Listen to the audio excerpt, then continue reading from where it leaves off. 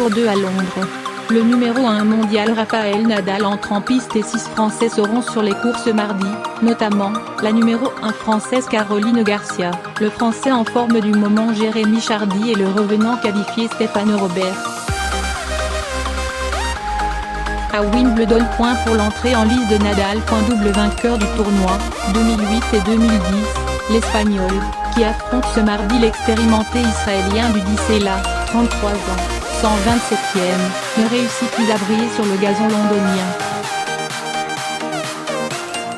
Cela fait 8 ans que Wimbledon se refuse au roi de Roland-Garros.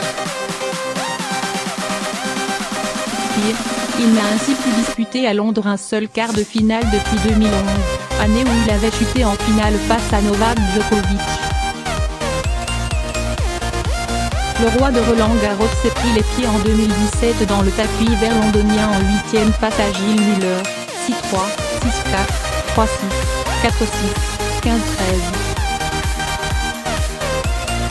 Pas de quoi brider ses ambitions. Je ne viens pas à Wimbledon juste pour participer mais pour obtenir de bons résultats. Le taureau de Manacor a facilement remporté les 2 premiers affrontements contre Sela dont un déjà en Grand Chelem, à l'Open d'Australie en 2015, où il était imposé, 6-1-6 au 0-7-5. Point pour le joli défi de Jérémy Chardy. Le 46e joueur mondial Jérémy Chardy respire la grande forme sur gazon avec 12 succès en 14 rencontres. Finale à Sertogenbosch et demi aux Queens. Il n'a toutefois pas été gâté par le tirage au sort en affrontant le Canadien Denishay Kovalov. Grand espoir du tennis mondial. Déjà aux portes du top 20 mondial, le joueur de 19 ne respire toutefois pas la grande confiance sur herbe ces dernières semaines, puisqu'il reste sur des défaites d'entrée face à l'Indien Gun Sovaran, 169e, à Stuttgart et Gilles Muller, 43e, au Cairns. À Chardy d'en profiter pour poursuivre sa belle parenthèse enchantée sur gazon. Pour l'inusable Stéphane Robert. Papy Robert fait de la résistance. Le vétéran de 38 ans s'est qualifié pour le tableau principal de Wimbledon en dominant l'Italien Luca Vanni, 6-4, 3-6, 7-5, 6-1, lors de son 3e tour de qualification. Le Montargois s'apprête à disputer pour la 5e fois de sa carrière le plus prestigieux des grands chelems. L'actuel 157e mondial au classement 4, a encore l'envie d'avoir envie. Ce qui m'intéresse, c'est de repousser mes limites.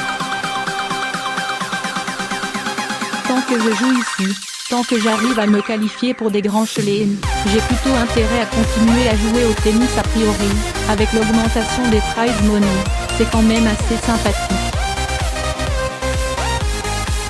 En 2016, il avait été sorti au premier tour par l'Argentin Juan Martín del Potro. Il affronte ce mardi un spécialiste de la terre battue en la personne d'Albert Ramos Vinola. Avec le secret espoir d'atteindre le 2e tour de Wimbledon pour la 2e fois de sa carrière après 2014.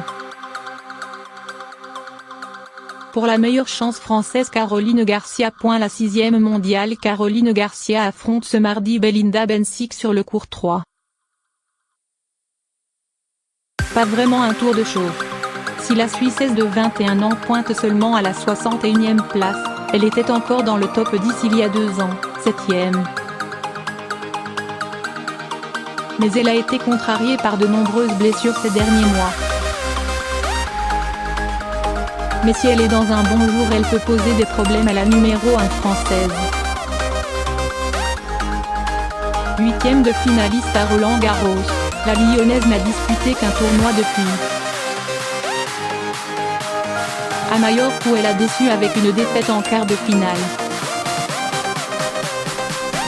Le meilleur résultat de la carrière des 2 joueuses à Wimbledon est le même.